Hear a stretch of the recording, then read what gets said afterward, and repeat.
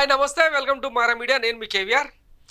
రాష్ట్రం దేశం మొత్తం శ్రీవారి లడ్డు చుట్టూ దాని చుట్టూ జరుగుతున్న రాజకీయాల చుట్టూ తిరుగుతూ ఉన్న సంగతి తెలిసిందే. ఇక పవన్ కళ్యాణ్ అయితే చెయ్యాలి కానీ మరి ఇంత అది చేయొద్దని చెప్పి జనం సెటైర్లు వేస్తున్న తరుణంలో అందరూ అంటే ఈ పచ్చ మీడియా ప్రజెంట్ చేసేదే వార్త కాబట్టి ఈరోజు రాష్ట్రంలో సో వాళ్ళు ఈ వార్తను స్కిప్ చేసిర్రు. ఆయన బెజవాడ దుర్గమ్మ మెట్లెక్కి సంప్రోక్షణ చేసి మరోవైపు తిరుపతిలో వేద పండితులందరూ కూడా సంప్రోక్షణ చేసి లడ్డు నాణ్యతను పెంచే ప్రయత్నం చేస్తూ ఉన్నారు. కానీ తెర వెనుక జరుగుతున్న యంత్రాంగం ఏంటంటే ఇది స్టీల్ ప్లాంట్ అమ్మేస్తున్న ముగ్గురు మోసగాళ్ళు. సింహాచలం అప్పన్న స్వామి 1,00,000 మంది విశాఖ ఉక్కు కార్మికుల కడుపు కొట్టాలని చూస్తున్న ఈ ముగ్గురు మోసగాళ్లను కఠినంగా శిక్షించండి. A1 Chandrababu Naidu, A2 Daggubati పురేంద్రేశ్వరి, A3 Pawan Kalyan. జనజాగరణ సమితి పేరుతో పోస్టర్లు ఫ్లెక్సీలు మొత్తం వైజాగ్ కేంద్రంగా వెలిసినాయి అన్నమాట. మరి వీళ్ళని ఏం సంప్రోక్షణ చేయాలి? ఇప్పుడు రాష్ట్రానికి కావాల్సింది లడ్డు రాజకీయమా లేకపోతే ఈ విశాఖ ఉక్కు తెలుగు ఆత్మగౌరవం తెలుగువారి హక్కు అని చెప్పి వీళ్ళే కదా నిరోధించింది. మరి దీని గురించి ఏం ప్రయత్నం చేస్తున్నారు? ముందుగా వీళ్ళ నోళ్లకు సంప్రోక్షణ చేయాలి, ప్రాయశ్చిత్త దీక్ష వీళ్ళ నుంచే మొదలు కావాలని చెప్పి సోషల్ మీడియాలో సెటైర్లు వేస్తూ ఉన్నారనమాట. ఇంకా ఇక్కడ చూస్తే స్టీల్ ప్లాంట్ 1 అమ్మేస్తున్న A1 Chandrababu, A2 Purandeswari, A3 Pavan కళ్యాణ్ను సింహాద్రి అప్పన్న స్వామి శిక్షించాలని వైజాగ్లో ఫ్లెక్సీలు కట్టి నిరసన తెలిపిన విశాఖ జనజాగరణ సమితి. సో దీంతో ఒక్కసారిగా రాజకీయ కలకలం రేగుతూ ఉందన్నమాట.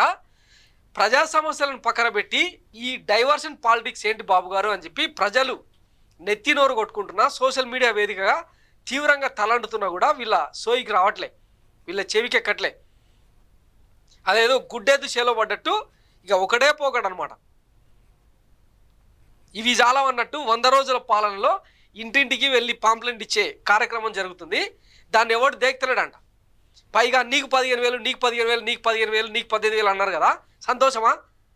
ఇప్పుడు ఇవన్నీ అడుగుతా ఉన్నారు అనమాట జనాలు. ఏది ఆ 15,000, ఏది ఆ 18,000, ఇక్కడది ఆ పెన్షను, పిల్లలకు CBSE సిలబస్ ఏది, మాకు గడప గడపకు వస్తున్న వైద్యం సంగతి ఏంది, ఆర్బీకే సెంటర్లు ఏవి, రైతులకు ఇన్పుట్ సబ్సిడీలు ఏవి, రైతు భరోసా ఏది, మహిళలకు ఉచిత బస్సు ప్రయాణం ఏది, 19 ఏళ్ళు నిండిన ప్రతి ఒక్కళ్ళకు 1,500 చొప్పున ఏదో ఇస్తున్నారు కదా మహిళలకు. ఈ పంగనామాలు పెట్టానా మీ పాలన అని చెప్పి నిలదీస్తూ ఉన్నారని చెప్పి ఎవరు ఆ స్టిక్కర్ల జోలికి పోస్టర్లు అంటించేదానికి సిద్ధపడట్లేదంట. ఇవన్నీ పక్కన పెడితే మొన్న విజయవాడలో 60 మంది చనిపోతే సహాయ కార్యక్రమాలు ఎట్లా చేపట్టినరో, ఎట్లా అటర్ప్లాఫ్ అయినరో ఇదంతా చర్చకు వస్తూ ఉందన్నమాట. సో వీటన్నిటి నుంచి డైవర్ట్ చేసేదానికి శ్రీవారి లడ్డు అనే అంశాన్ని సనాతన ధర్మాన్ని ఎత్తుకున్నారు అనమాట. వీళ్ళు అసలు దోషులు అని చెప్పి జనజాగరణ సమితి ఇప్పుడు తూర్పారబడుతుంది. దీనికి ఏం ఆన్సర్ చేస్తారో. అసలు వైఎస్ జగన్మోహన్ రెడ్డి మీద ఎన్ని అభాండాలు వేసిర్రు. ఆయన ముఖ్యమంత్రిగా ఉన్నప్పుడు స్టీల్ ప్లాంట్ అమ్మేదానికి ఆయన ఢిల్లీ వెళ్ళి సంప్రదింపులు జరుపుతున్నాడు. అదానికి అంబానీకి వాటాలు ఇచ్చేదానికి తెర వెనుక ప్రయత్నాలు చేస్తున్నారని చెప్పి పచ్చపత్రికల్లో ఎన్ని రాతలు రాపించారు. బలం లేకున్నా 22 మంది ఎంపీల బలం ఉన్నా కూడా కేంద్రంలో తమకు పెద్దగా ప్రాధాన్యం లేదని తెలిసినా ఉన్నంతలో విశాఖ స్టీల్ ప్లాంట్ ప్రైవేటీకరణ జరగకుండా జగన్ కాపాడుతూ వచ్చాడు.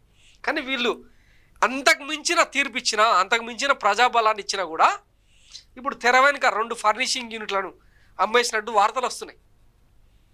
మరి ఈ ప్రైవేటీకరణ గురించి ఎందుకు మాట్లాడతారు వీళ్ళంతా? దీని మీద ఒక కమిటీ వేసి అమ్మాలనా వద్దా అనేది డిసైడ్ చేస్తారంట. ఇది కూటమి నేతల ఈ A1, A2, A3 నిందితుల వర్షన్ అన్నట్టు. సో ఇది తెర వెనుక జరుగుతున్న విశాఖ స్టీల్ ప్లాంట్ అమ్మే కుట్ర. థ్యాంక్స్ ఫర్ వాచింగ్ మారా మీడియా. నేను మీ కేవీఆర్. Thank you.